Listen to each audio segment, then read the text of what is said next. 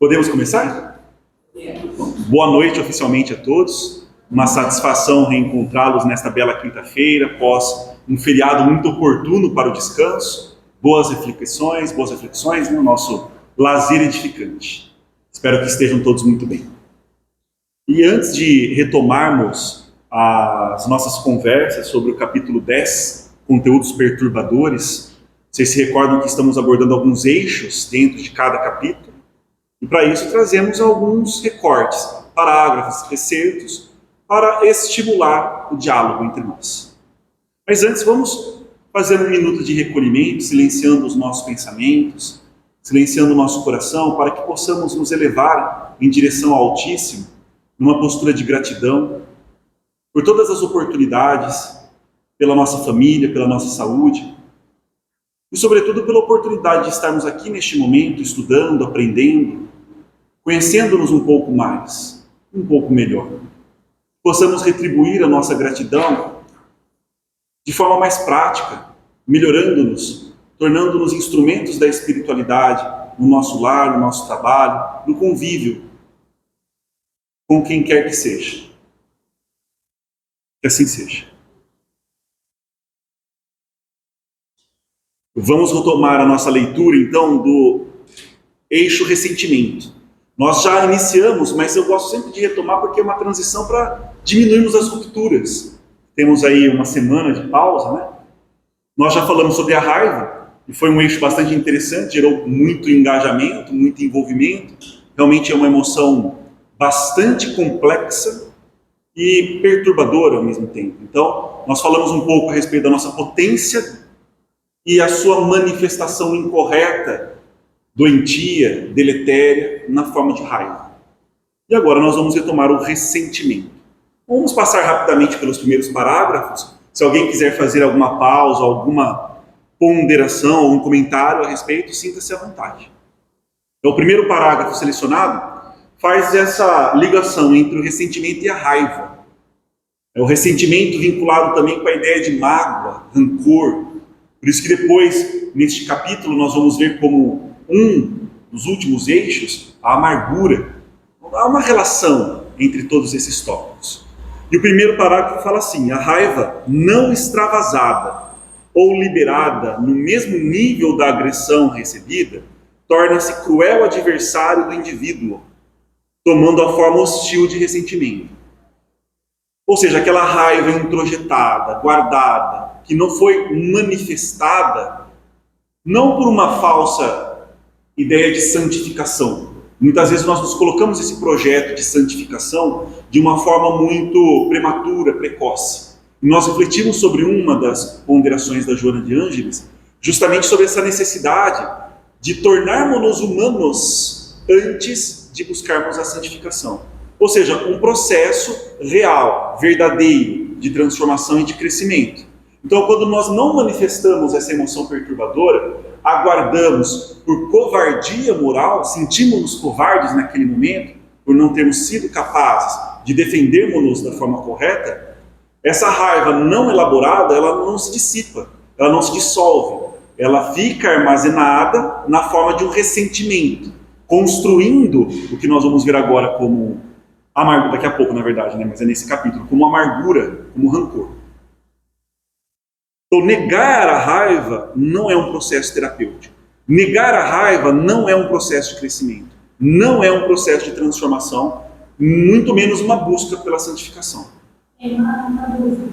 Claro. Tem pessoas que elas, não é meu caso, né? Tem pessoas que elas vão guardando, tipo assim, eu guardo tudo pra mim, e fica lá, e às vezes tem uma hora que eu estouro pra baixo. Isso, exatamente. E aí a coisa pega, vamos supor. Perfeito. É uma coisa muito ruim que acontece porque a pessoa, ela extravasa coisas que estavam guardadas lá dentro dela. E em situações inconvenientes, com pessoas que não têm nada a ver com a história. E há outras pessoas que já, ao contrário, elas têm uma facilidade mais assim, de extravasar, às vezes não falar, desabafa e já fala mesmo, ou chora, né? Então são duas coisas. Eu queria saber se tem que ter um equilíbrio entre essas duas. Sem dúvida, porque na verdade a gente pode incorrer no erro oposto.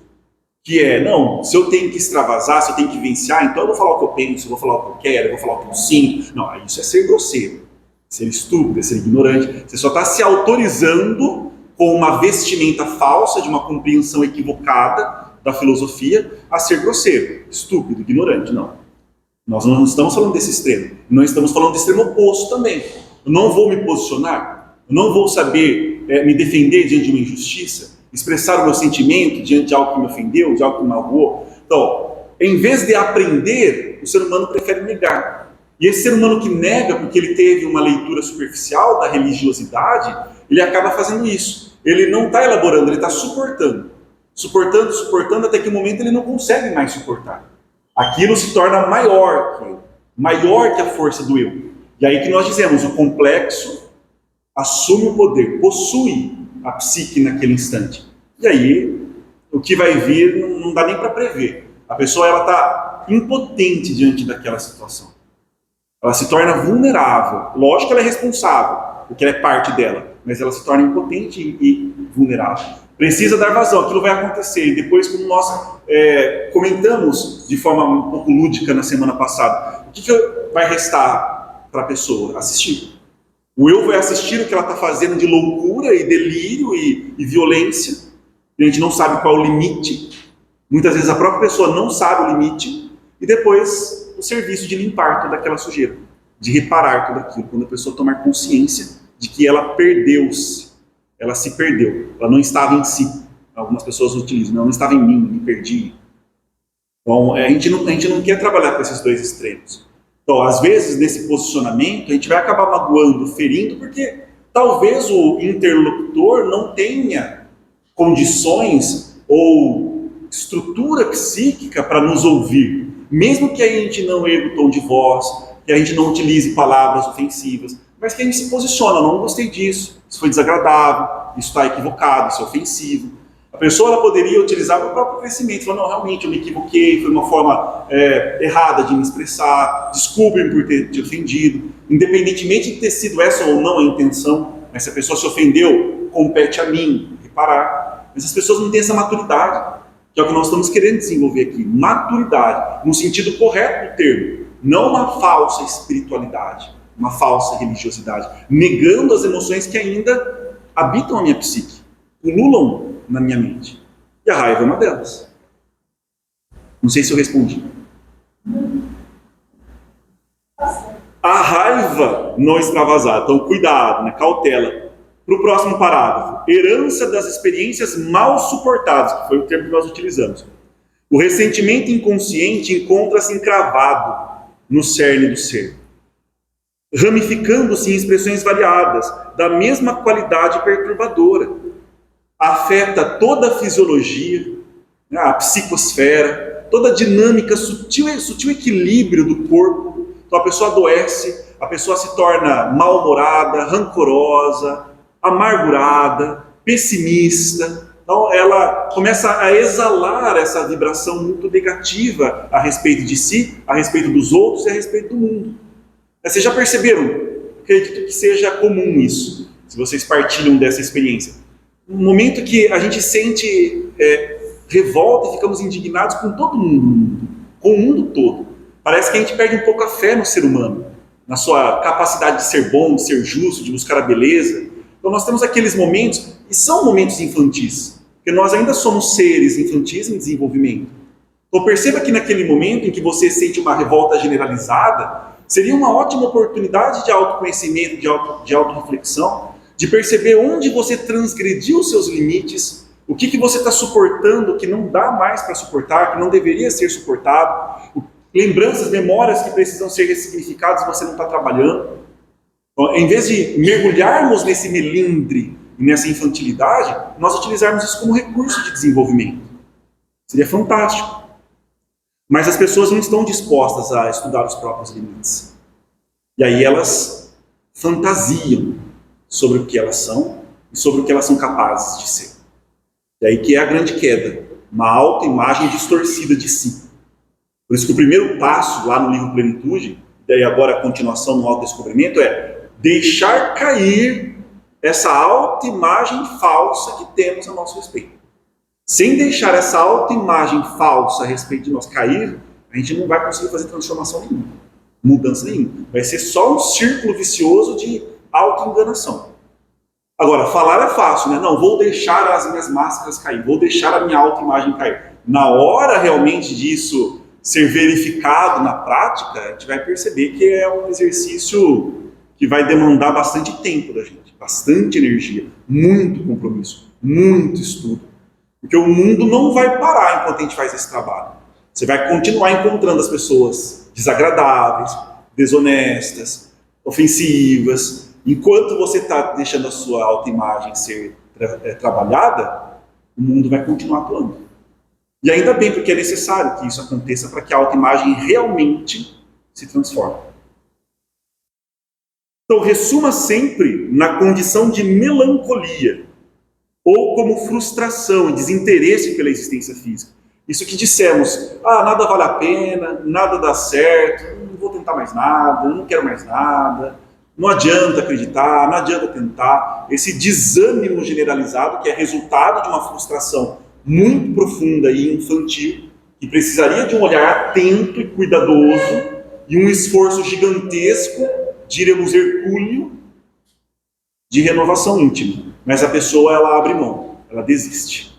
Esse não é o caminho que nós queremos. Agora, a melancolia, eu entendo o termo utilizado, mas eu ainda vejo alguns aspectos positivos na melancolia, na tristeza. Porque você percebe que, geralmente, no nosso atual momento psicológico, os estados de alegria, de euforia, nos jogam para fora, nos jogam para o mundo. E aí a gente está atuando no mundo. E muitas vezes, num grau de inconsciência muito elevado. A tristeza, a melancolia, por sua vez, ela já nos leva para o mundo íntimo. Ela nos faz olhar para o nosso interior, para dentro. Então é um convite para o recolhimento. É óbvio que você precisa desse equilíbrio, como foi dito aqui. Não vou construir em mim um estado depressivo, melancólico, crônico. Mas aquela melancolia, aquela tristeza que me diz, não, hoje eu não quero sair, hoje eu não quero agitação, hoje eu não quero música alta, não estou bem. Isso precisa ser reconhecido e acolhido, não entendido como algo necessariamente doentio, que precisa ser evitado a qualquer custo, e inclusive pessoas nesse primeiro momento de desconforto já querem se entorpecer, ou com medicamentos lícitos, alguns ilícitos, ou com outros entorpecentes já validados socialmente, como o álcool. A pessoa já prefere a fuga. Não posso sentir tristeza. Não, melancolia é sempre ruim, meu Deus, não. E todo mundo faz aquele esforço gigantesco para trazer você para o mundo de volta, para fazer você se colocar no exterior novamente. Eu acho que nós deveríamos ponderar com mais cautela e sermos respeitados quando decidirmos por um momento de recolhimento. É precioso, é riquíssimo. Só que precisamos desse fortalecimento. Sem esse fortalecimento psíquico, esse recolhimento pode ser deveras assustador.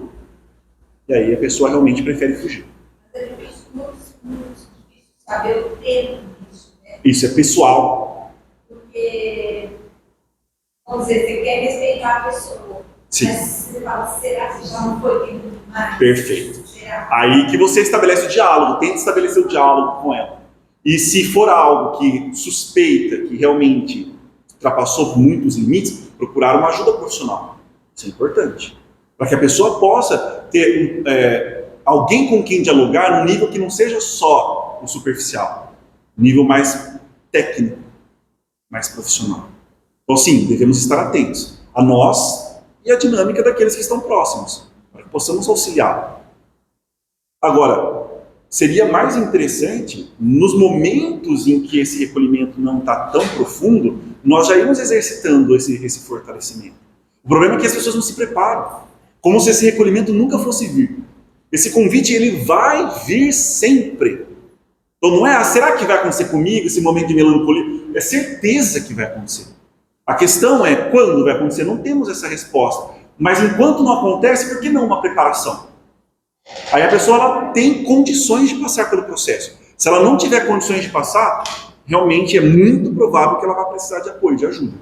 E aí ter esse olhar atento, essa observação para dar o apoio, fazer um convite, olha, agora passou demais.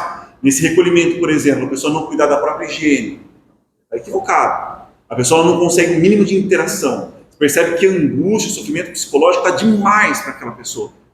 Ela precisa de apoio, de ajuda. E aí nós vamos nos colocar à disposição. Isso foi muito bem colocado. A gente pode pôr na mesma... Essa daqui? Não, fique à vontade. Raiva e mágoa. Sim, estão conectadas. Geralmente, a raiva ela é algo mais explosivo quando vivenciado. É aquele momento, depois dá uma exaustão gigantesca, um constrangimento, vergonha, e depois aquilo deveria ser elaborado. O problema é quando isso não ocorre da maneira que deveria ocorrer, a vivência dessa emoção intensa, e ela é introjetada, ela é guardada, e ela é remoída. Então, esse ruminar, esse remoer da raiva, da emoção perturbadora, se consolida num ressentimento, se consolida em mágoa. Aí é algo mais crônico. Não é tão intenso, agudo quanto a raiva. É menos intenso, só que é constante, crônico. Mais crônico? Sim, estão relacionadas. Só lembrarmos das nossas mágoas, né? Nós carregamos muitas mágoas. Muitas mágoas. Mágoas que não temos nem, às vezes, nem ciência.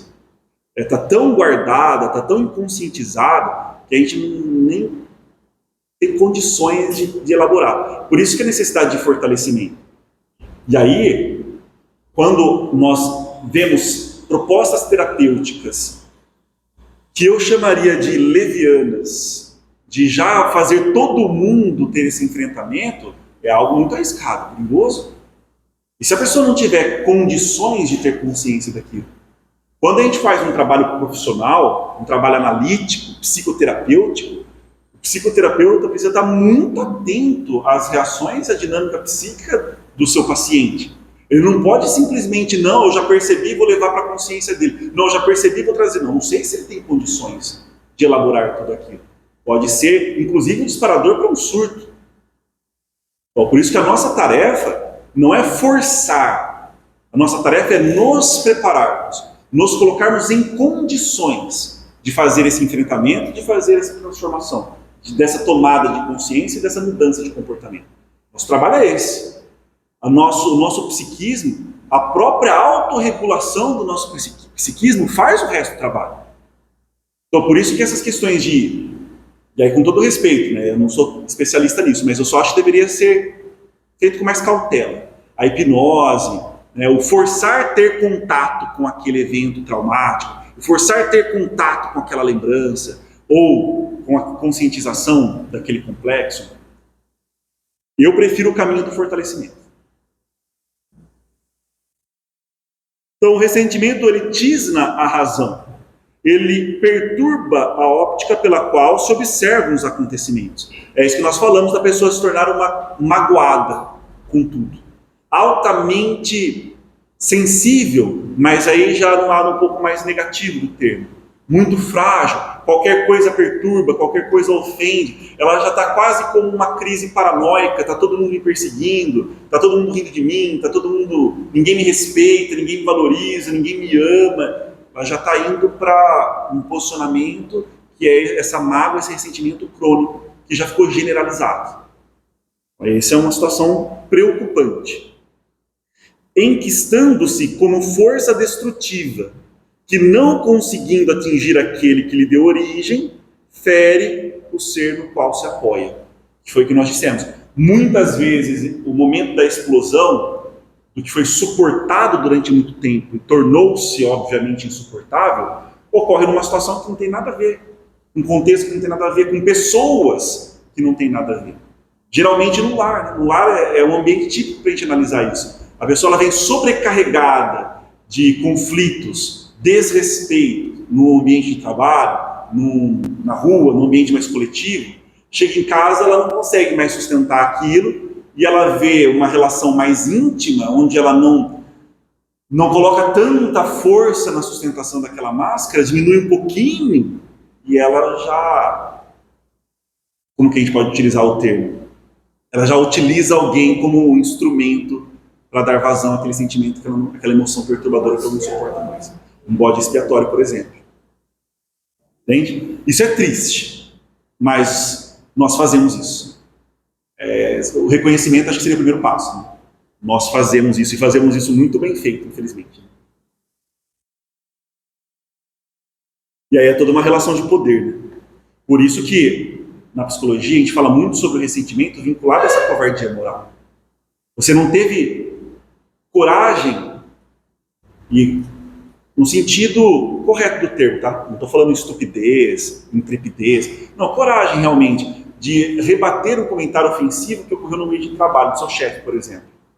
Mas quando você chega em casa, com a esposa, às vezes você consegue, você acha mais fácil fazer. E ela se torna o substituto simbólico para aquilo. E vice-versa, né? A esposa, o marido, os filhos. Né?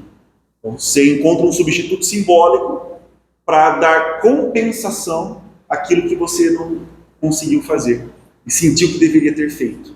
Retraiu-se por covardia moral.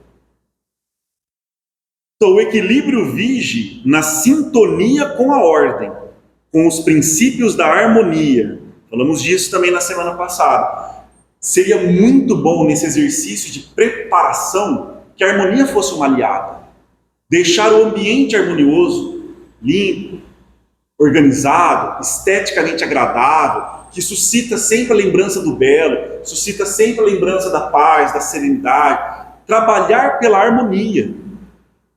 Cuidar do nosso corpo com harmonia, do ambiente físico com harmonia, que é um pouco mais simples, algo mais concreto, e aí trabalhar a harmonia na nossa mente. A música, a arte são veículos fantásticos que deveríamos recorrer com muito mais frequência. A arte que eleva a consciência e trabalha a harmonia. Isso é estarmos preparados, fortalecermos-nos para esses enfrentamentos difíceis que teremos com o nosso íntimo, com o nosso inconsciente. E aí ela complementa: a mente é a grande mantenedora das forças existenciais. E é justamente por isso que estamos estudando uma série psicológica. Entender o mecanismo, a estrutura, a dinâmica, o funcionamento psíquico.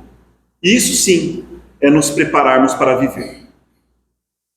Então, aproveitar cada tempo precioso para essa leitura, para esse lazer edificante, para essa busca de harmonia, para uma conversa também harmoniosa. As pessoas elas se habituaram a situações e coisas muito vulgares, muito prosaicas, né? Não se busca mais a elegância. E a elegância não associada a bens materiais, falando do termo correto da elegância. A elegância associada a essa harmonia. O elegante é o belo é o harmonioso. Então, buscar isso deveria ser uma tarefa diária. É necessário vigilância e ação da vontade, com o real sentimento de humildade. Olha só, o real sentimento de humildade não é humilhar-se, rebaixar-se, achando que isso te ajuda no processo de santificação. Muitas vezes, e a gente comentou isso também, na verdade é mostrar uma imagem de fragilidade, porque isso te exime de um posicionamento mais claro. E te protege, te dá uma pseudo sensação de proteção. Não, eu sou um coitado, não, eu não sou ninguém, não, eu não sou nada, não, eu não posso falar, não, eu não posso ver, não, eu não posso fazer, não, eu não posso querer, não, eu não posso nada. Eu falo, não, mas por quê? Não, porque isso é humildade, eu quero ser humilde, estou aprendendo. Esse que é o cuidado que a gente precisa ter. Qual que é o real conceito de humildade? Porque senão a gente cai naquela falácia, que é triste, de que o espiritualizado, o religioso, ele é um ser fraco, ele é um ser impotente, ele é um ser manipulável, ele é um ser muito pelo contrário, é o oposto disso, totalmente o oposto disso. É uma pessoa que tem convicções claras, ainda que precise mudá-las, e com certeza precisará mudá-las, porque ele vai se equivocar. Mas enquanto ele sustenta aquele ideal, aquela ideia, ele tem convicções claras, ele é fiel aos seus valores, ele tem um compromisso com os seus princípios. E ele tenta se colocar no mundo para aprender, para se desenvolver, para crescer. Ele não é um ser impotente. Então ele não precisa vestir essa máscara de incapacidade para se eximir de posicionamentos claros, porque ele prefere fugir. Prefere não deixar claro. A pessoa que consegue transitar em todos os ambientes, consegue agradar todo mundo. Poderia ser uma grande virtude, mas é difícil. É difícil. Muito provavelmente é mais uma adaptação do ser a cada pessoa, a cada ambiente, no qual ele não tem um eixo próprio. Para ele é mais importante agradar do que se desenvolver. E aí na filosofia tem uma frase interessante, que as pessoas falam, olha, eu não quero magoar ninguém. Só que há uma frase na filosofia que diz que falar a verdade magoa. Então como? Se falar a verdade magoa, eu não vou magoar ninguém? É muito complicado. É óbvio que eu nunca, e aí deveria ser o ideal, teria a intenção de magoar alguém. O meu compromisso é com a verdade. E eu vou tentar tratar sempre dessa verdade com o máximo de respeito, gentileza, sacralidade, suavidade, doçura. Por que não? Isso não é ser falso, querer ser gentil, uma certa postura mais meiga, mais acolhedora. Isso é nobre, isso não é impotência e fragilidade.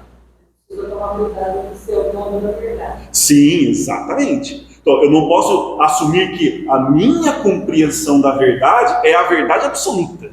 Esse é o problema. O problema é que quando eu quero sair do relativo para o absoluto, e eu desrespeito o livre-arbítrio do outro.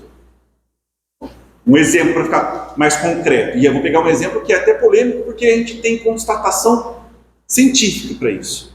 A utilização de drogas ilícitas faz muito mal para o corpo. A gente pode pegar até uma droga lícita, então, para ficar mais simples. O fumo, o cigarro. A gente já sabe que isso é extremamente prejudicial para o corpo, para a saúde. Então, numa argumentação, eu posso me posicionar contra. Não, eu sou contra isso. Mas eu não vou massacrar uma pessoa que faz uso disso. A dinâmica é dela. A compreensão é dela, a luta é dela. Esse é o vício dela, que eu não elaboro em mim. Mas com certeza eu tenho outros. Com certeza eu tenho outros. Eu não posso dizer que os meus são melhores do que os dela, piores, maiores, maior, menor, não faz sentido. Aí que entra a questão do respeito, percebe? E se eu tenho real compreensão disso, eu não vou entrar numa cruzada de convencer o outro, porque tentar convencer o outro significa que eu não estou convencido por mim mesmo. Então, quanto mais a pessoa luta para mudar o outro, é porque ela não está tendo convencimento para mudar a si mesma.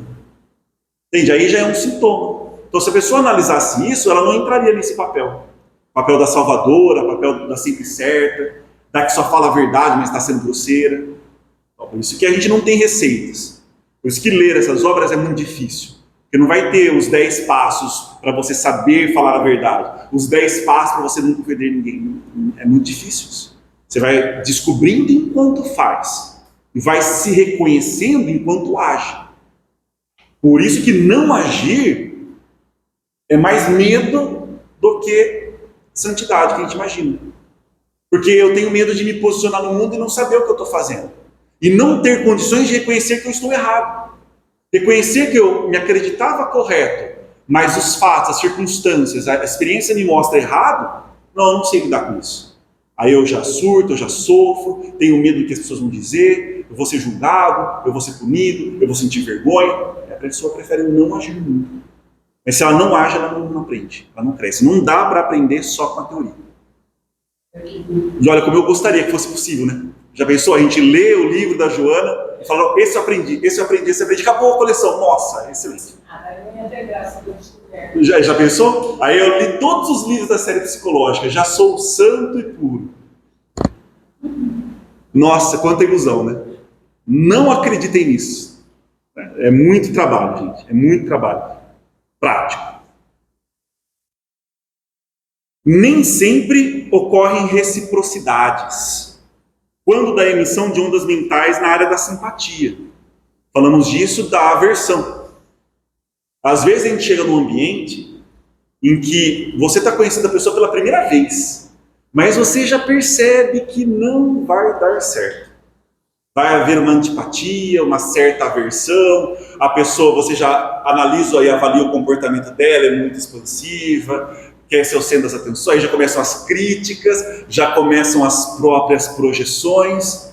Só que se você intui que vai haver uma aversão, você não precisa negar ou forçar uma simpatia. Você vai ter que elaborar aquela aversão e entender novamente como um grande recurso de autoconhecimento, um grande recurso de percepção de si, dos próprios complexos. O que está vibrando ali? Porque assim, uma pessoa competitiva, ela vai se incomodar muito com outra pessoa competitiva. Uma pessoa arrogante, ela vai se incomodar muito com outra pessoa arrogante. Elas estão vibrando nos vícios. Então, se você percebe que aquele aspecto está te chamando muita atenção e te causando uma severa aversão, ótimo ponto para refletir. Óbvio que nós vamos tentar, dentro de todos os limites sociais, estabelecer uma boa relação, não falsa, mas amistosa. Eu não preciso convencer o outro de que ele é meu melhor amigo. Não, me visita onde você mora. Preciso ir para esses extremos, que aí já é a falsidade, que depois eu não vou conseguir cumprir, eu não vou conseguir sustentar, mas parece bonito, né?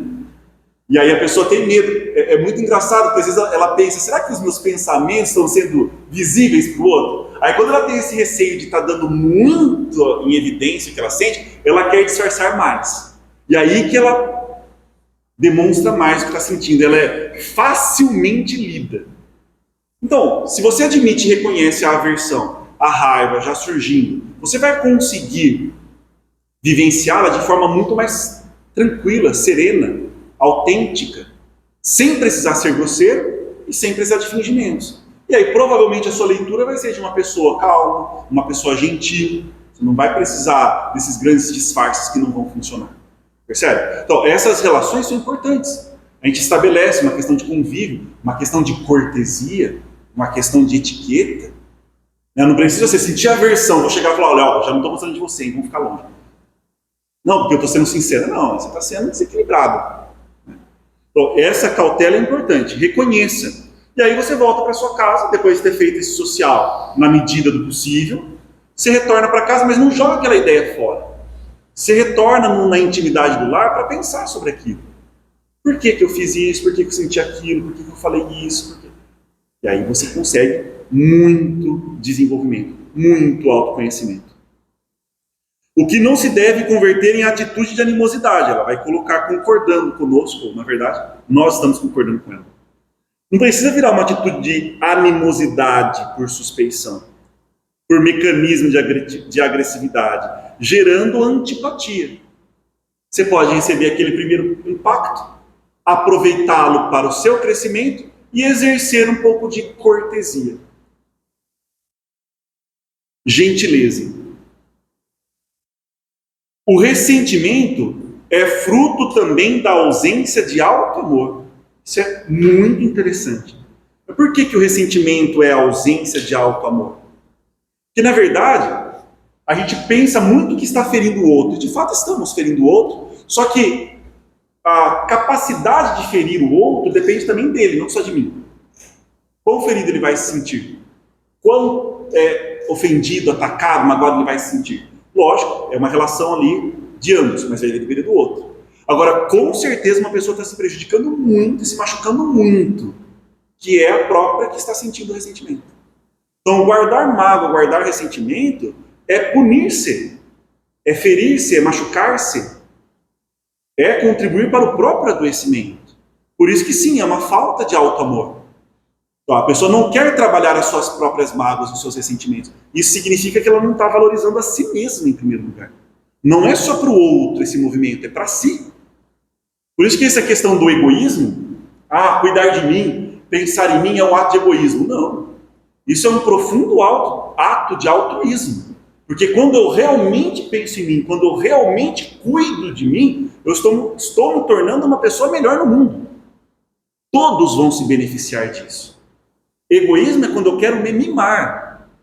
Quando eu sou infantil, estabeleço relações utilitaristas para trazer prazer para mim. Benefícios, pseudo-benefícios para mim, que a gente resume como mimar-se. Aí sim é um ato de egoísmo. Querer essa falsa segurança, esse falso prestígio, né? Essa questão de status, de querer ser melhor do que os outros, competir, ter muitas posses. Isso sim é egoísmo. Agora, cuidar de si, para se tornar um ser humano melhor, isso é um gigantesco gesto de caridade e de altruísmo. Deveríamos todos nos comprometer. Me comprometo a ser melhor a cada dia. Assim se resume todo ato de generosidade. Então, por isso que é fruto desse alto amor. Projeção inconsciente da sombra psicológica dos conflitos de cada qual. Sensacional. Por isso que não é por acaso que aquela pessoa, aquela situação me gerou uma mágoa profunda e outras não. Aquela pessoa me suscita aversão, a outra não. Então, tanto a projeção de sombras negativa, de dor, tristeza, aversão, quanto aquela projeção de uma irracional admiração, esses extremos precisam ser entendidos por nós. Precisam ser acolhidos e compreendidos. A gente fala muito do negativo, da aversão, porque agora é o assunto. Estamos falando de ressentimento.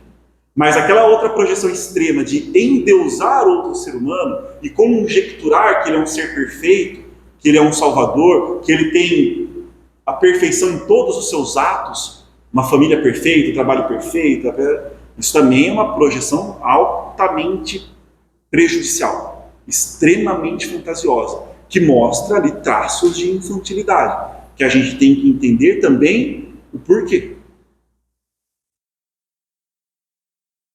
À medida que se desenvolvem os sentimentos de segurança pessoal, que é o que nós estamos buscando aqui, autoconfiança, autoestima, não é soberba, não é arrogância. Ser arrogante não é ter confiança em si, não é tornar claro o seu posicionamento, mas geralmente é assim que é interpretado. Se você tem claro as suas escolhas e fala, para mim isso não, eu te respeito. Você quer fazer isso, você vai fazer. Mas eu não quero beber, eu não quero fumar, eu não quero esse tipo de entretenimento, eu não quero. Muitos no mundo vão interpretar uma postura dessa como soberba, arrogância. Olha lá, a pessoa se acha melhor, a pessoa se acha o santinho, a pessoa está querendo isso, a pessoa está querendo aquilo.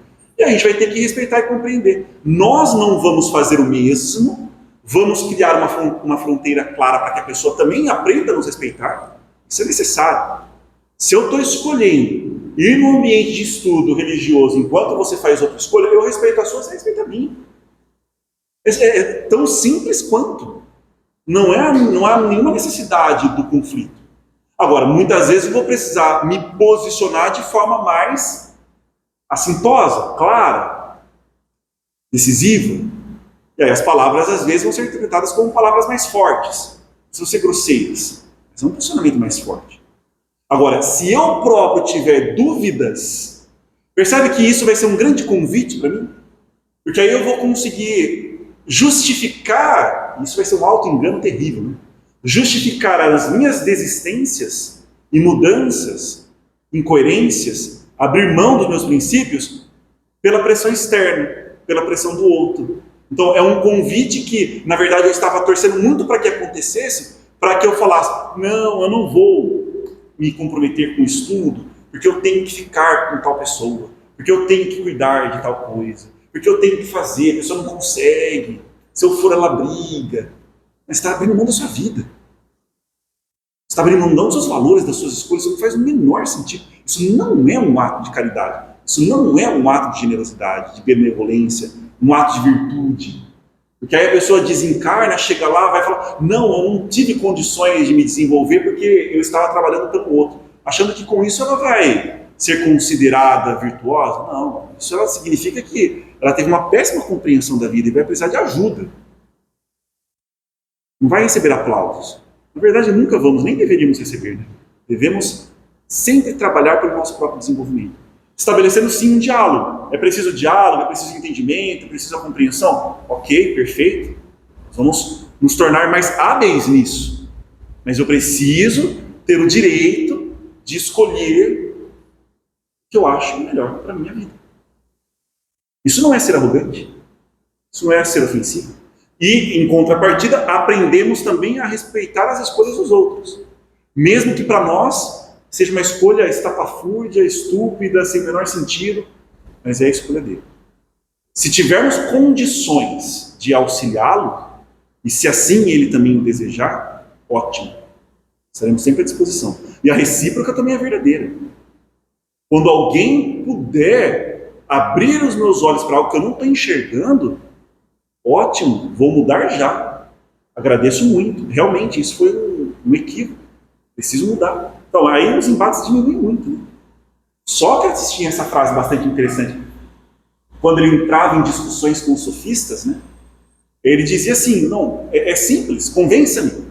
Sente aqui, vamos conversar. Se você me convencer de que esta verdade está com você e não comigo, você me verá aplicando-a amanhã na rua.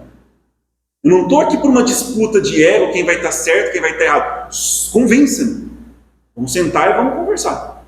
Se tivéssemos mais essa postura, que é uma postura de maturidade, seria fantástico, porque não é um personalismo. É realmente um compromisso com o próprio desenvolvimento.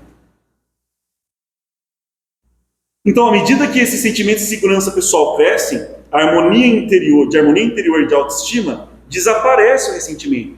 Porque surge o imenso desejo de termos uma vida leve, de vivermos uma vida leve, uma vida alegre, apesar dos sofrimentos. E olha como é paradoxal, né? Porque quando a gente vai falar desse trabalho de buscar a leveza, nós passamos por muita dor.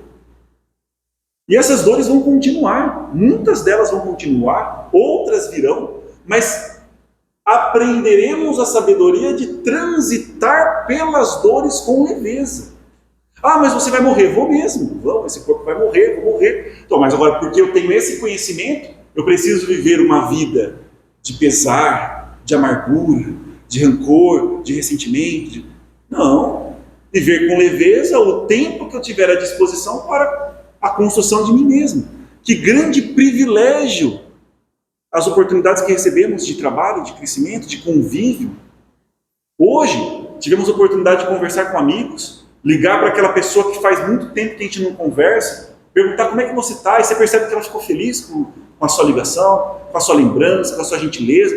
Isso é fantástico, tem que ser um embevecimento, uma atmosfera alegre, leve, não pesada de conflito, de competição, de inseguranças, mágoas e ressentimentos.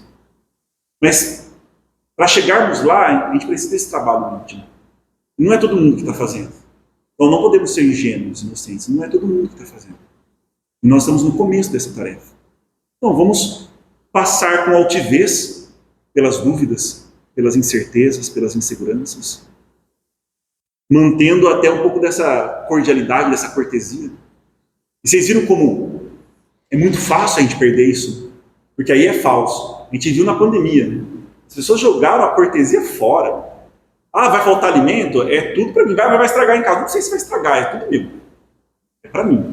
Cadê a cortesia, a gentileza, a generosidade partidária? Olha, vamos dividir em partes iguais, né?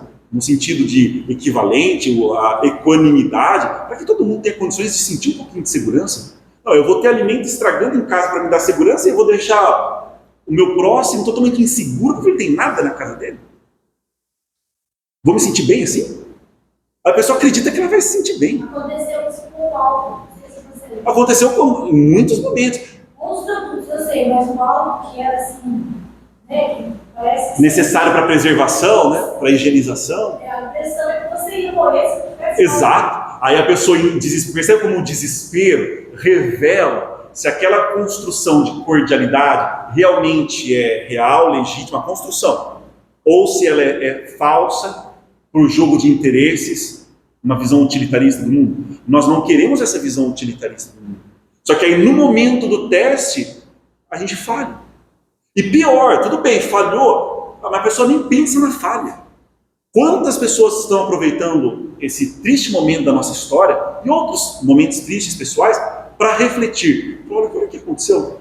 Olha qual foi a nossa posição. Como o desespero faz todo o desenvolvimento da etiqueta, da cordialidade, do respeito, da gentileza sumir. Assim, tão fácil. As pessoas não conseguem sentar e conversar. Eu preciso correr para garantir o meu.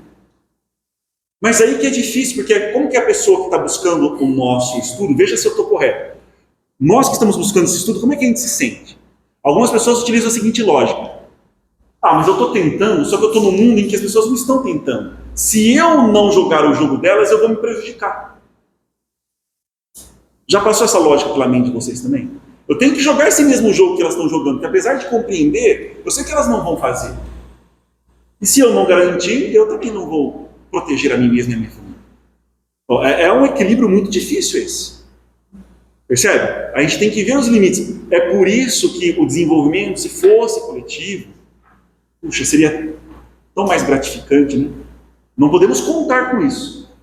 Mas convenhamos que seria melhor. Se não houvesse mais esse receio de eu tenho que me proteger do outro, eu tenho que me defender do outro, porque ele não tem condições de ter um mínimo de controle sobre si mesmo. Mas nós estamos nesse mundo, e descobrir esse equilíbrio é uma tarefa muito difícil. Não há uma resposta pronta. Então, desaparece o ressentimento por não encontrar apoio nos alicerces do subconsciente do ser. Grande Joana de Ângeles. Se alguém se sente atingido por uma injustiça ou agressão, por uma onda perturbadora ou inamistosa, de imediato corrija a sintonia mental e mude a faixa do pensamento. Olha que conselho extremamente sábio para guardarmos com carinho. E ao mudar de sintonia, mais capaz eu serei de me defender. E aí que é o equívoco também.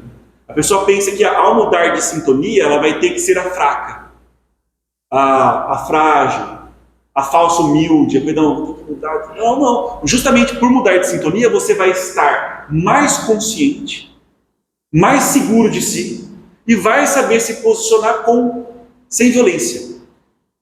Realmente com legitimidade, não com vingança, mas com a intenção de se defender e, quem sabe, ajudar o outro também a se desenvolver. Então, mudar de sintonia é fortalecer-se. Agora, espiritualmente, essa mudança de sintonia, você se conecta. Exato, são outras inspirações, outros pensamentos. É só nós percebermos, quando a gente sai daquela sintonia de que tudo vai dar errado, dor, sofrimento, nada vale a pena, tudo muito lúgubre, tétrico. A gente sai daquela sintonia e os problemas se tornam menores. Nós nos sentimos mais em condições. E recebemos até com um certo bom humor, no sentido positivo do termo, as vicissitudes que temos que resolver e enfrentar. E a gente consegue compartilhar esse apoio para o próximo. Não, vai dar tudo certo. Não, realmente é muito difícil, é muito desagradável, é muito doloroso, mas a gente vai conseguir, a gente vai passar por isso, nós vamos enfrentar. A gente vai encontrar uma solução. Tenhamos calma, tenhamos prudência. Seria bom se a gente conseguisse isso nos momentos de euforia, pelo menos no núcleo familiar, né? A gente viu que coletivamente ainda vai ser um trabalho que vai demandar mais tempo. Mas fazer no nosso íntimo isso, que às vezes esse diálogo, travar esse diálogo é interno, percebe? Tem um lado de nós preparadinho para surtar, para entrar em desespero, em pânico, e aí você utiliza até a terceira pessoa para falar consigo mesmo, né? Aí você fala, não, Nelson, calma, Nelson, não é assim, Nelson, você está fazendo de novo, Nelson, não precisa, Nelson. Aí você começa, e é poderoso, a gente pensa, né, que é banal, mas não, isso aí faz muita diferença. A gente só não precisa falar em voz alta, porque soa estranho. Mas, no íntimo, você vai lá falando, não, pera lá, ó, tá lá aquela pessoa insuportável de novo, hein, Nelson? Presta atenção, Nelson. Calma, pondere, vai chegar aquele argumento, você já sabe que ela vai comentar aquilo, que é injusto. Então, ó, ponderação. Aí você vai lá e se posiciona. Aí você fala com clareza. Você se sente até satisfeito consigo mesmo. Porque você não precisou se omitir por medo. Você não precisou fugir por pseudo-humildade. E você não precisou ser grosseiro. Você não precisou ser violento. Você não precisou surtar e falar aos berros, e ficar gritando, aquela cena toda. Não, você pode manter a tranquilidade. Precisou erguer um pouquinho o tom de voz mas ali, perfeito, estabelecer o tom adequado para o texto. Que é essa outra coisa que as pessoas se equivocam, né? Às vezes elas vão falar algo mais denso e elas querem falar com uma voz mais doce, mais leiga, não combina. Aí já está percebendo que está uma falsidade, está tendo um conflito entre as emoções e o pensamento ali, né? Não, às vezes vai ter que elevar um pouquinho mais o tom de voz, vai ter que ser um pouquinho mais firme. Aí são palavras mais não tão usuais que você vai ter que colocar ali. Mas você está preparado para isso, você se preparou antes. Você se antecipou um pouco, estabelecendo esses diálogos íntimos. Aí você conseguiu estabelecer essa ferramenta interiormente. Você consegue compartilhar com a sua família, com os próximos. Não está em desespero, é aquele choro, é aquela coisa. Você fala, não, calma. A gente vai encontrar a solução. Vamos descansar primeiro, vamos dormir primeiro. Vamos ponderar com mais cautela, no momento está muito difícil, está muito triste. Ou às vezes você não vai precisar falar nada, vai ser só acolher, esperar a pessoa terminar de chorar, e você chora junto. Então, esse é outro ponto, você não precisa se tornar frio a partir do momento que você estabelece esse diálogo. Não, você reconhece que é uma situação perigosa, que é uma situação triste, que é uma situação profunda. Você não vai chegar num velório para a pessoa que acabou de perder um ente querido e falar, não, mas você não é espírita. A pessoa só desencarnou. Não, isso aí é de uma deselegância muito grande, isso aí é um despreparo. Você não está funcionando nada, naquele momento não é isso. É um equívoco de leitura, somos péssimos leitores da realidade, péssimos leitores dos sentimentos das outras pessoas. É o momento de pegar um colo, né? Sim, são momentos. Agora, é óbvio que esse momento não pode durar para sempre, mas é o momento que ela está precisando ali, naquela hora. E aí você vai utilizar mais ferramentas, porque você aprendeu a utilizá-las consigo. E essa é outra curiosidade. Se a gente não consegue utilizar muitas dessas ferramentas com a gente mesmo, dificilmente a gente vai conseguir utilizar corretamente com o outro. Então aí vocês já perceberam, vocês sabem se consolar? Vocês sabem se acolher? Se ouvir? Cuidar de vocês mesmos? Dizer no momento, não, agora basta, já foi o acolhimento, agora é o enfrentamento. Então a gente precisa ter esse treinamento, esse desenvolvimento pessoal. Então, quando ressentido, não se deve constranger por chorar, reclamar, descarregar a atenção em algum trabalho, para logo retornar ao estado precedente, o de paz. Percebe? Como falamos também na semana passada, utilizarmos de recursos humanos. Então, você precisa chorar? Chore. Você está sentindo muita raiva, precisa extravasar numa atividade mais manual, num esporte, ou você gosta de pintura, ou você gosta, não sei, você tem as suas estratégias. Utilize-as. Porque senão você vai cometer equívocos.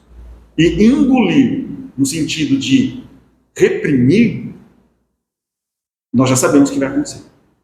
É mágoa, ressentimento, em algum momento nós não vamos suportar. Nós vamos adoecer, e aí essa violência pode se virar contra nós mesmos. Essa violência, esse desprezo, esse desamor, ou a gente explode com outras pessoas, outras situações. Não é nada terapêutico. Bom, assim falamos do ressentimento. Podemos ir para mais um conteúdo perturbador? Que a gente está numa jornada aqui que a Joana está pegando pesado, né, Joana? São os sicários da alma, conteúdos perturbadores. Nossa! Mas eu acho, não sei se vocês têm essa leitura também. Apesar dela trazer com gravidade, seriedade, e utilizar palavras belíssimas, né? Uma escritora, exímia escritora. Não é pesado, é leve. É uma leitura que te enobrece. É uma capacidade única, né? Qual que é o próximo conteúdo perturbador? Lamentação. Vocês conhecem pessoas que se lamentam? Se lamentam muito? Nós também fazemos. Vocês já se pegaram lamentando? Nossa, se lamenta.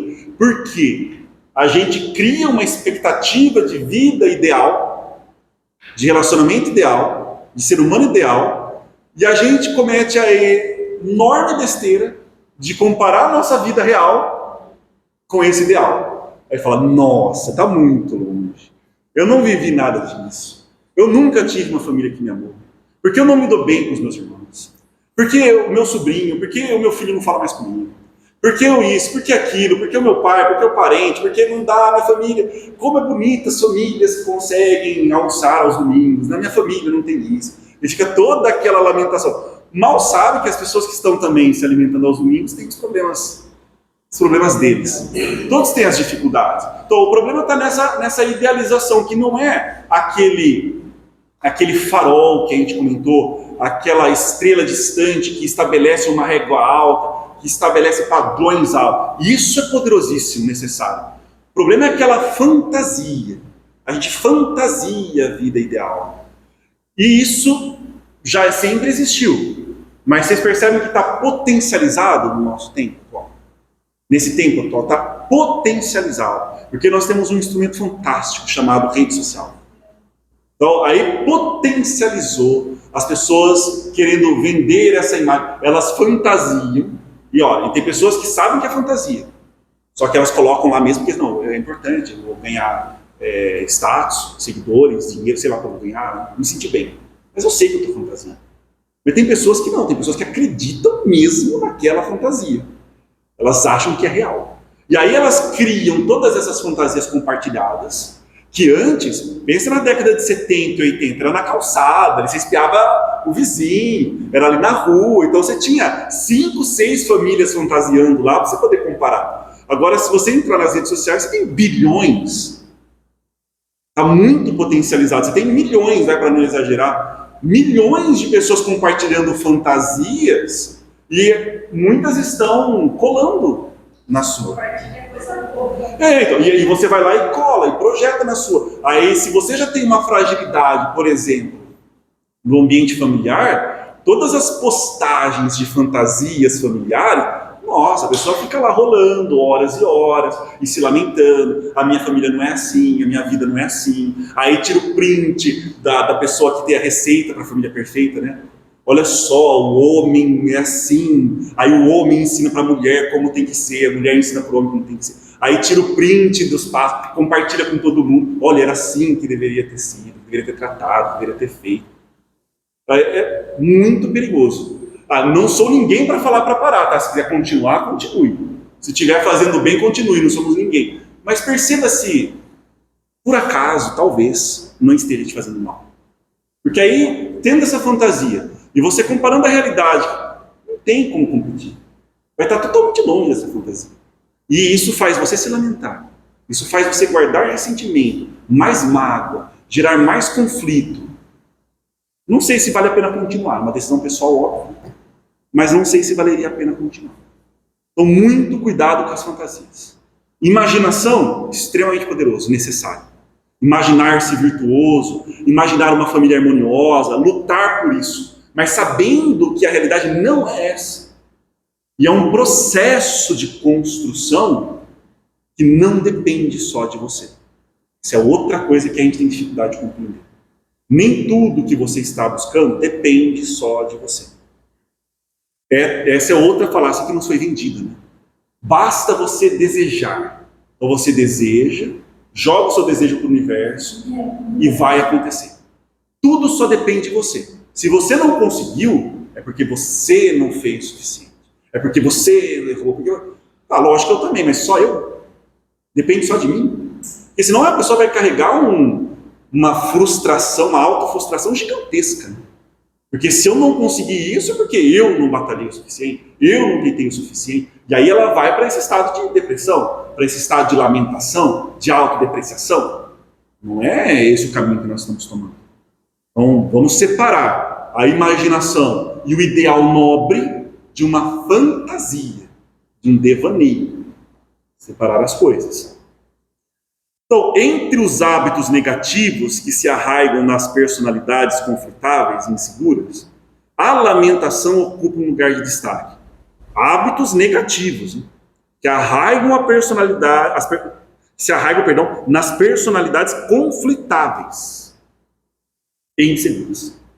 Vício perturbador deve ser combatido com a lucidez da razão, em face à não justificativa dos argumentos que se apoiam. E se lamentar é o caminho para a pessoa se vitimizar.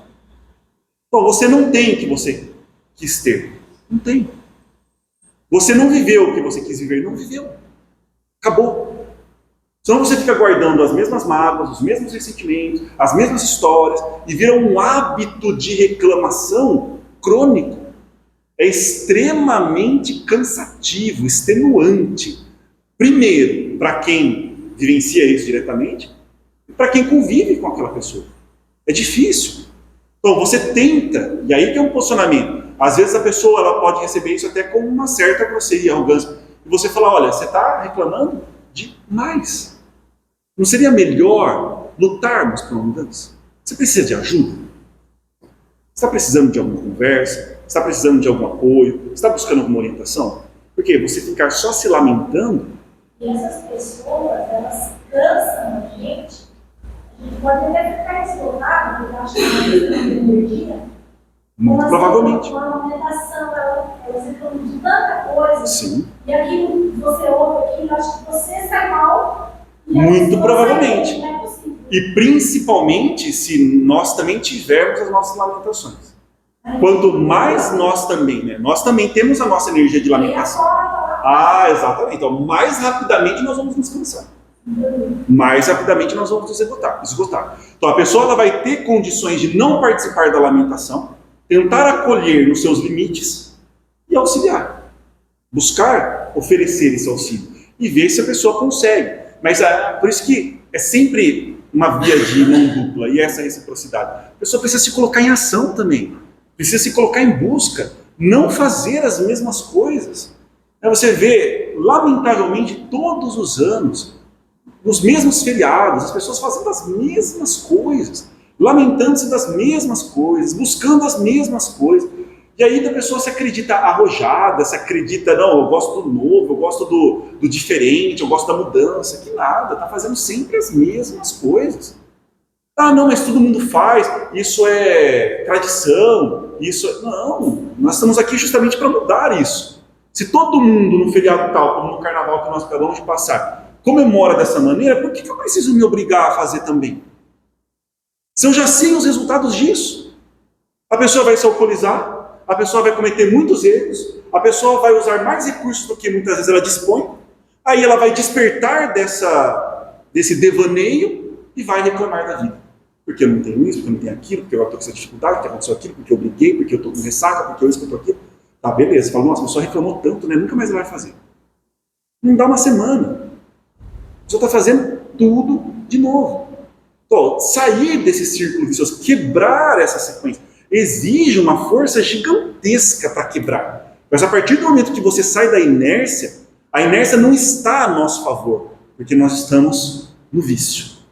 A inércia ela é neutra. Inclusive nós estamos na física, uma das 3 leis de Newton. A inércia, ela não é boa ou ruim. Você está no vício, a inércia vai estar te atrapalhando, porque ela vai te convidar a permanecer naquele vício. Então você tem que colocar uma força gigantesca para romper essa inércia e entrar numa nova inércia, de novos hábitos, que você vai fazer espontaneamente. Cuidar da sua saúde. A pessoa reclama da alimentação. Então, o que você vai fazer? Mudar a sua alimentação. Ah, mas é difícil. Claro. Não é mais gostoso você ficar então reclamando, se lamentando. A pessoa reclama da rotina dela. Então, mude. Ela reclama dos relacionamentos. Estabeleça novos relacionamentos. Talvez com as mesmas pessoas, talvez com outras pessoas, mas novos relacionamentos. Sempre de maneira muito respeitosa, mas mude. Cuidado com o ciclo da lamentação. E percebe que a pessoa que carrega mágoa sem trabalhá-las, carrega o seu ressentimento, ela vai ser uma pessoa que vai se lamentar muito. Tudo foi ruim para ela, tudo deu errado para ela, nada ela teve de bom, os outros são muito felizes, os outros são muito, muito melhores. Ela se rebaixa. Quando não, ela entende essa lamentação como humildade. E aí é péssimo. Então, dotadas de autocompaixão injustificável, a qual apoiam a preguiça física e mental. Acabamos de dizer.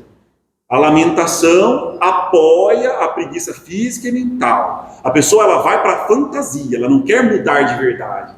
Ela quer construir uma fantasia onde tudo seria ótimo, perfeito na perspectiva dela, para poder comparar aquela fantasia com a vida que não é a que ela deseja, que ela fantasiou, e ela não faz nada para se aproximar daquilo que ela deseja. E ela se lamenta, constrói uma nova fantasia, se lamenta, constrói uma nova fantasia e fica presa a isso. Às vezes ela vive a existência toda assim.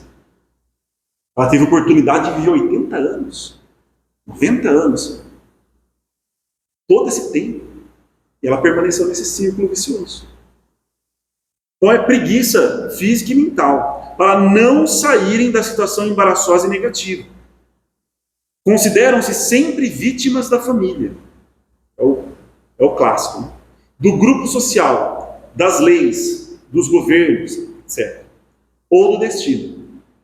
Agora, isso não significa que não haja injustiça na família, no governo, na sociedade. Claro que há. A questão é, você ficar sentado se lamentando que existe, o que é um fato, muito óbvio, na verdade, não vai resolver nada. Não vai adiantar nada. Se ter uma alimentação aplicada para a criança... Qual termo? Desculpa. Para a criança, o termo alimentação. Sim. Aqui a gente está conversando. Também. Tem na escola, como tem crianças também com a sua alimentação crônica. Com certeza. Maçã, não é banana. Ai, o que vai fazer? Em português vai fazer. Ah, mas tem tarefa. Ah, meu Deus. Mas parece uma coisa que é rabugenta, que reclama. Sim. Com certeza se aplica à infância também. Mas aí, você já percebe que, com certeza também, é reflexo do ambiente familiar. Sem dúvida. Ela está vivendo num ambiente de... Já começa cedo. Muito cedo. E é menos da escola. Você vê muitas crianças. Sim. Reclamando, satisfeitas de tudo, de coisas que eu estou nem falando de comida. Por isso que eu acho... Da comida. Não, coisas simples, das mais banais às mais complexas. E a criança, e não é uma reclamação do tipo, ah, eu não queria, mas vou lá e faço. Ela já se prostra e não vou conseguir, não quero, não dá, não aguento, não suporto. Essas mini rabugitas. Percebe? Porque algumas reclamações existem. Porque há um desconforto. Estudar é desconfortável. Puxa, vai ter tarefa. Tá, mas é desconfortável, mas vou fazer. Mas a nossa sociedade foi construindo muito essa ideia de se mimar. Veja, o que a gente considera como terapias alternativas hoje? E o que a gente considera como autocuidado hoje? Ninguém vai falar autocuidado e a pessoa imagina alguém com uma pilha de livros, estudando, lendo. Essa imagem não vem. Vem autocuidado o quê? A pessoa no spa, com... O que coloca nos olhos mesmo? Pepino nos olhos, com creme, com toalha, com não sei o quê, e lama, e um monte de coisa. Essa é a imagem que vem de autocuidado. Não sei se eu estou errado, mas a maioria não vai ver uma pilha de livros e falar, a pessoa está se cuidando. Então, por quê? Nós confundimos se cuidar com se mimar. Mimar é, então eu não posso sentir desconforto, não posso sentir ou viver algo desagradável. Isso é intolerável para mim. E aí ela entra no looping da lamentação. E a criança, eu falei com certeza, assim, porque é o que eu sinto, mas para não ser tão radical, muito provavelmente ela está refletindo o ambiente familiar dela, o ambiente doméstico dela. Ela vê o pai reclamando do trabalho o tempo todo. Chega, você não pode nem olhar para a cara do pai. E a família toda se organiza, né? O homem já chegou nervoso. Então já deixa a mesa ali, já deixa a poltrona, a televisão. O moço está bravo ali. Então a criança ela vai ter que se adaptar. Eu não posso fazer barulho, eu não posso derrubar, eu não posso correr, eu não posso chegar. Por quê? Ele está muito desconfortável com o trabalho dele. E eu usei o homem como exemplo, mas vale para a mulher também. Vale para qualquer um no lar, percebe? Então, isso vai construindo padrões e condicionamentos que nós também vivemos. E nós não estamos falando isso para culpar. A pessoa está precisando de ajuda, é óbvio. Ela não está conseguindo sair do trabalho dela. Imagina a sensação de você estar onde você não quer estar. De você ter que fazer todos os dias algo que você não quer fazer. Porque assim, de vez em quando você está desconfortável, é normal. Ninguém vai cair naquela ilusão, eu vou amar tudo que eu faço todos os dias. Aí está sendo extremamente infantil. Mas a pessoa também odiar todos os dias é uma coisa errada ali. Só que ela não tem potência para buscar alguma coisa diferente. Tá, enquanto você está descontente com o seu trabalho, você não consegue estudar para buscar uma outra carreira? Para correr atrás do seu sonho? Ah, mas eu queria tanto estudar tal. Beleza. Ah, mas eu vou ter que estudar à noite. Vai ter que estudar à noite, porque você não vai poder sair do seu trabalho agora. Ah, mas eu vou ficar cansado. Vai ficar cansado. Não é amigo óbvio isso? Só que não é importante para você? Se é importante para você, lute, invista energia. E aí a família se organiza. E é isso que é bonito, quando as pessoas trabalham em sintonia, em harmonia. E a pessoa que quer fazer aquela mudança conta com o apoio das pessoas que convivem com ela. E que seja recíproco. Quando for necessário para o outro, vai ter a reciprocidade. Ah, nesse momento eu estou passando por dificuldades, estou com uma crise existencial, estou com um conflito. Você reconhece que você tem apoio, você tem entendimento, e você pode contar com pessoas nesse processo. Isso é fantástico. Mas, óbvio, tem que ser recíproco. A Joana faz a gente pensar em muita coisa na nossa vida, né? Impressionante, não? Então, para saírem da situação embaraçosa e negativa, consideram-se sempre vítimas. No entanto, poderiam ser saudáveis e ditosas, caso se resolvessem por adotar o vício. Ela fez aí uma brincadeira, colocou bem entre aspas, tá? Só uma brincadeira, não é um vício, mas um otimismo, um real otimismo, tá? Não uma ingenuidade, um real otimismo. Eu não vou ficar na minha poltrona me lamentando porque, nossa, eu queria ter tal emprego, aí eu fico me imaginando, me formando. Agora eu me imagino sendo promovido no emprego que eu amo. Agora, nossa, todo mundo, eu salvei o mundo. E fica naquela fantasia, você sentado na poltrona, ninguém podendo olhar para você, que senão você vai ter um chilique. Você está vivendo um mundo paralelo. E aí você vai achar que vai se satisfazer, e aquilo não satisfaz.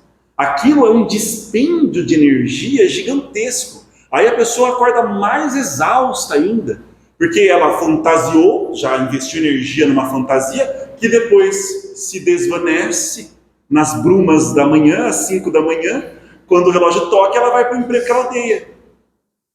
Aí então não sustenta. Então seria muito mais interessante, ela cria um plano, fala, não, vou ter que estudar o curso, 4 anos, tal lugar, é próximo, ou vai ser online, vai ser isso, vai ser aquilo, eu vou ter que me dedicar, então vou fazer um plano, conversa com a família, a gente vai ter que fazer esses ajustes, vocês me apoiam, tá bom para vocês assim, funciona, tal, vamos tentar, é importante para mim. Não seria mais sensato? Agora, nem sempre é simples, porque a gente chega e a gente compartilha, e às vezes o próximo não vai entender tão bem. Então, realmente, gente, não é simples. A gente tem que amar muito, querer muito, colocar realmente o nosso ser, a nossa potência naquilo. Porque senão não acontece. E a fantasia nos rouba. A fantasia nos rouba energia, nos rouba tempo. A fantasia nos rouba da vida. Ninguém alcança patamares superiores sem o empenho para conquistar os mais baixos primeiro, aqueles de difícil acesso. Vencida uma etapa, outra surge. Isso aí pode ser muito bom ou muito ruim, depende da perspectiva da pessoa, né? Poxa, mas eu venci uma batalha, vai ter outra. E outra, e outra, e outra, e outra. E que bom! Que a gente tem que parar com aquela ideia de que a gente vai ser feliz quando a gente puder não fazer nada. Muito triste, porque você vê que a pessoa está desorientada. Quando você pergunta, por que você está tão triste? O que você gostaria? Eu gostaria de ganhar na Mega Sena e não fazer mais nada. Meu Deus! Você não ama viver, né? Você não ama viver. Você vai ganhar na Mega Sena, vai ficar o dia inteiro na rede e acha que você vai se sentir bem. Que você vai ser feliz. Não, o ser humano não. Ele tem a necessidade índice de produzir, de gerar algo, de construir, de trazer ao mundo, de realizar. Se a gente perde essa potência, esse entusiasmo, esse brilho, é um sintoma de adoecimento, de desorientação, um conflito existencial, uma confusão, não sabe mais quem é, não sabe mais o que quer. Então isso não é positivo. Então não acalente esse sonho. Não, se quiser pode, né? Então, só um compartilhar. Talvez não seja interessante acalentar esse sonho. Reflita sobre isso. Quem prefere a lamentação ao esforço, acreditando que as demais pessoas foram aquinhoadas sem mérito, essa é outra tendência de quem gosta de reclamar, né?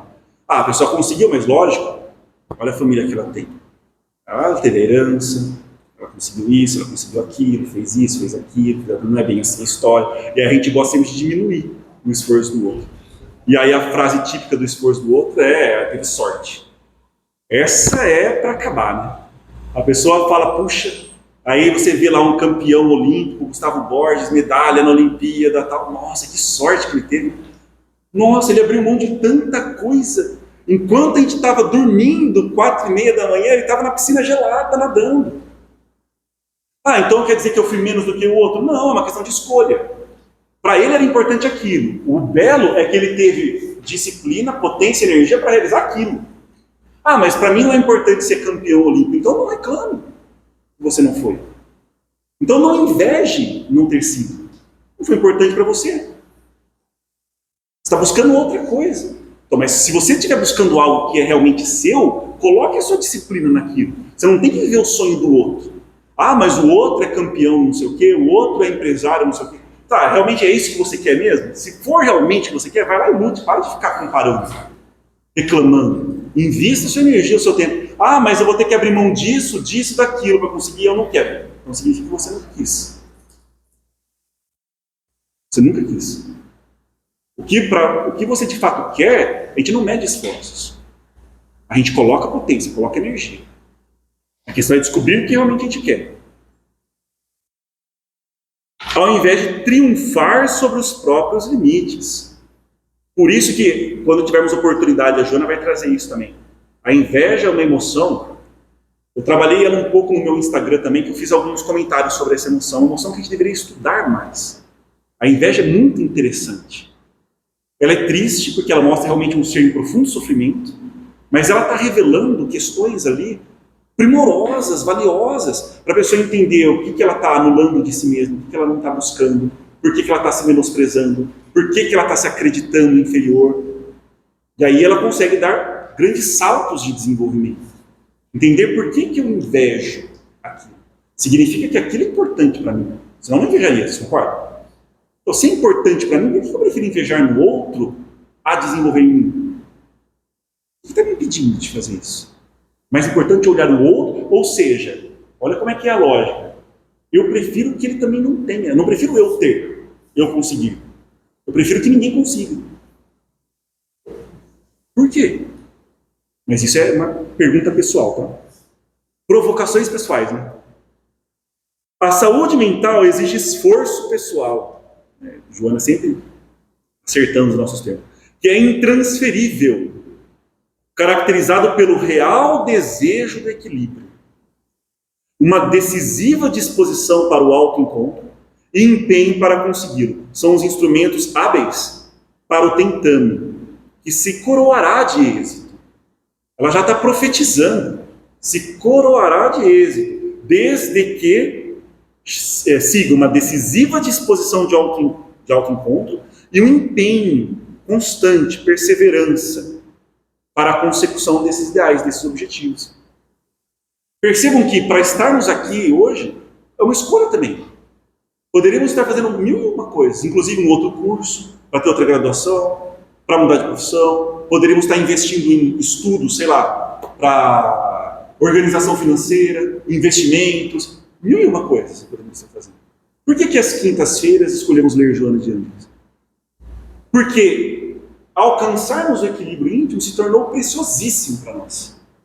E nós não vamos medir esforços para alcançarmos esse estado de paz interior, serenidade, beatitude, virtude. Foi uma escolha nossa, percebe? Valiosa para nós. A vida é rica de convites ao progresso, isso constante, para todas as linhas. E ao fazer essas comparações, não estou desmerecendo quem fez outra escolha, não. Cada um tem que fazer a sua escolha autêntica. Estar aqui querendo estar em outro lugar, melhor estar em outro lugar. Devemos, na medida do possível, no máximo, estar onde realmente nós colocamos o nosso coração. Eu estou num lugar, mas meu coração está em outro. Eu estou dissociado.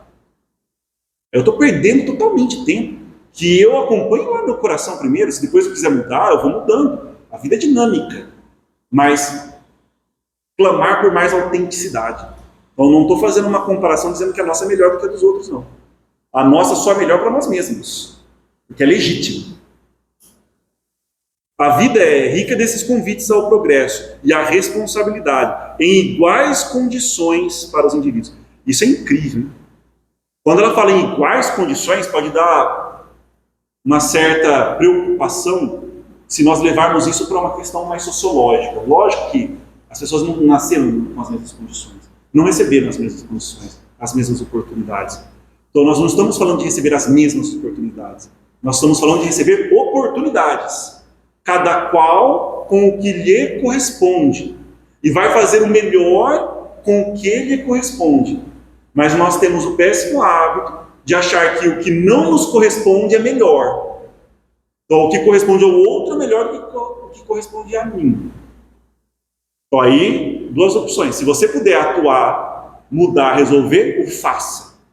Com potência, com constância, com perseverança. Se você não o puder fazer, porque realmente nós não somos seres onipotentes, compreenda, reanalise, ressignifique, observe melhor, faça do que você tem condições de viver no momento algo especial, algo profundo. Por isso que é interessante quando a gente coloca a espiritualidade, a busca espiritual, porque a gente sai do plano da horizontalidade da matéria. E aí, não importa qual é o contexto que eu estou vivendo aqui nesse plano, percebe? Eu vinculo a minha busca espiritual. Então, quem nasceu na pobreza pode se vincular a uma busca espiritual? Pode. Quem nasceu na riqueza pode se vincular a uma busca espiritual? Pode. Então, são situações, pontos de partida completamente diferentes, mas ambos eu posso vincular a essa busca que transcende o plano. Eu coloquei fora dessa dimensão. Por isso que na filosofia a gente fala isso.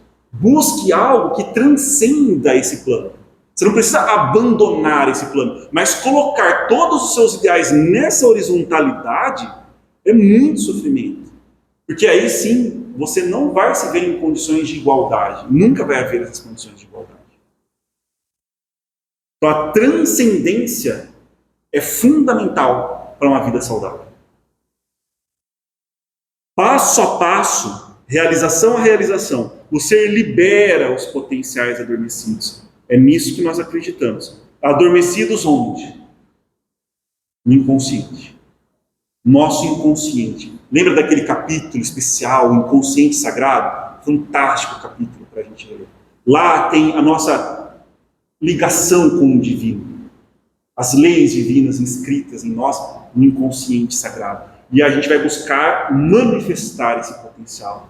Esse é o nosso trabalho, potenciais adormecidos. E com entusiasmo. Então, o religioso, aquele que busca espiritualidade, vou falar do espírita que é o que nós somos. Mas qualquer religião, qualquer espiritualidade, faz sentido a lamentação? Nossa, que droga, eu vou ter que ir lá estudar no curso e tal. Nossa, me comprometi, vou ter que ler o livro lá. Nossa, vou ter que ser melhor. É com esse espírito que a gente se posiciona? Não. Por isso que ela não falou, não é com fraqueza, não é com lamentação, não é com tristeza, é com entusiasmo. É com entusiasmo, com deslumbramento, com desejo profundo, porque aquilo é especial, aquilo é nobre. Mas esse é outro aspecto importante que foi comentado aqui das crianças. Perdeu-se essa ideia de deslumbramento, de encantamento. Você vai falar para a criatura, você fala, olha, você vai aprender um teorema. Precisa mesmo. Mas isso aqui é belíssimo, ele explica tal e tal coisa, você vai entender tal coisa. Precisa, não tem como fazer. Já está totalmente apática. Aí você fala, não. Aí você pensa, tudo bem, é matemática, vai. Então vamos lá, vai ter essa questão da biologia, da ciência, olha aqui a questão da célula, você vai entender isso, vai entender aquilo. Mas não queria. Mas precisa mesmo, tão chato. Aí você fala, tá bom, vai para a história. Ou seja, você pode ir para qualquer disciplina. É isso que eu falava com os alunos, você não é obrigado a gostar de física, eu até entendo. Quer dizer, é difícil para mim porque eu sou apaixonado, mas eu entendo que ninguém tem a mesma paixão. Mas você não gostar de nada, você não tem entusiasmo por nada.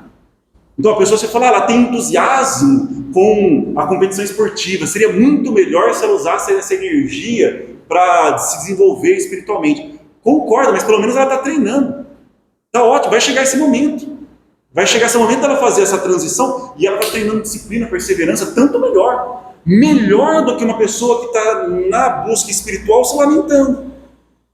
Melhor aquele que está, por exemplo, numa competição esportiva, então, com vontade, empenho, entusiasmo, porque ele está treinando todas essas potências da alma, depois ele só vai transferir para aquilo que a gente percebe e considera algo ainda mais saboroso do que ganhar uma medalha de ouro na Olimpíada, é você conseguir desenvolver uma virtude. É um sabor incomparável. Mas é uma questão de ajuste de paladar. Agora, a pessoa vai para a espiritualidade se lamentando, sem entusiasmo, sem deslumbramento, sem vontade, tem alguma coisa errada.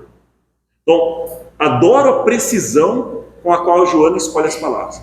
Então, entusiasmo ascende moralmente, enquanto adquire os conhecimentos que o intelectualizam para entender as leis da vida.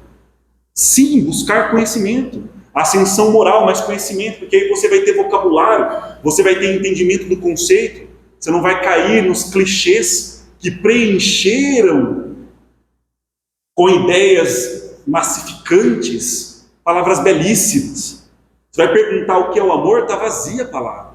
Você vai perguntar o que é caridade, está vazia a palavra.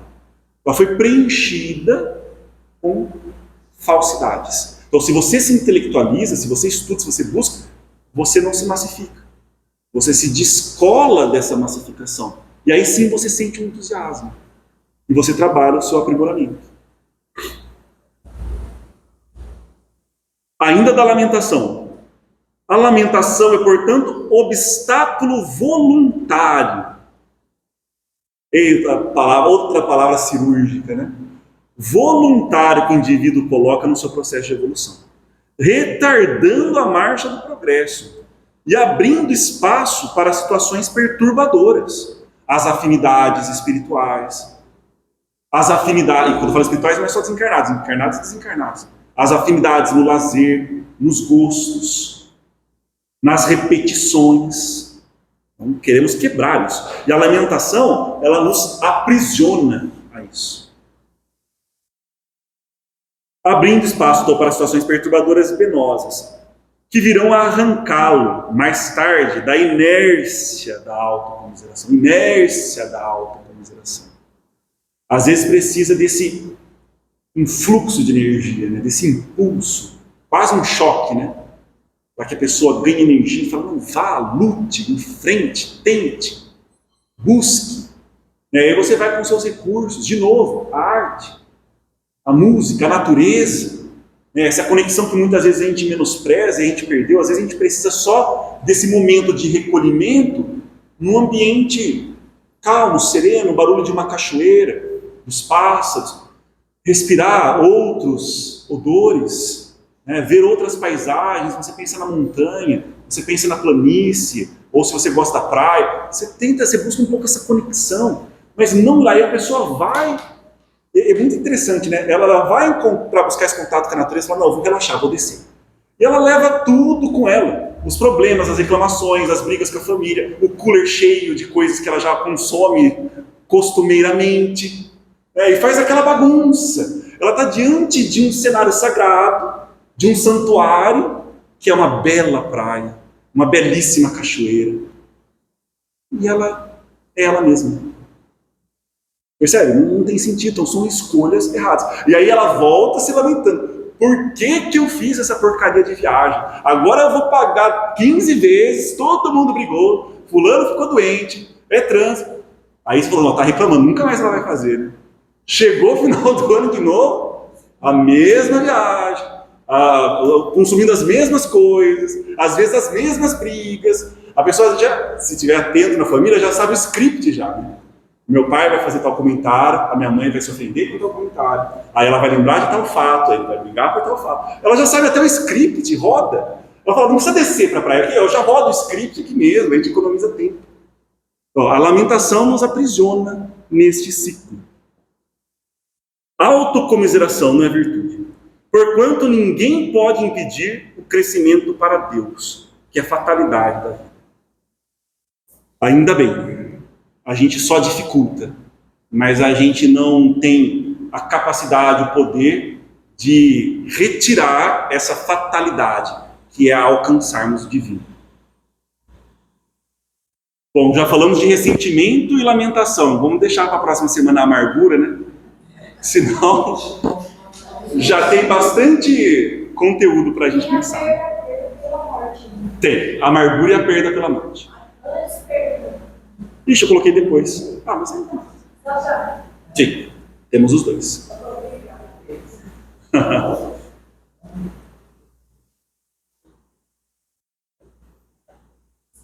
Ele fez agora que a gente nem levanta. Eu coloquei aqui. Vocês viram que ninguém levanta. Mas aí foi a Joana, né?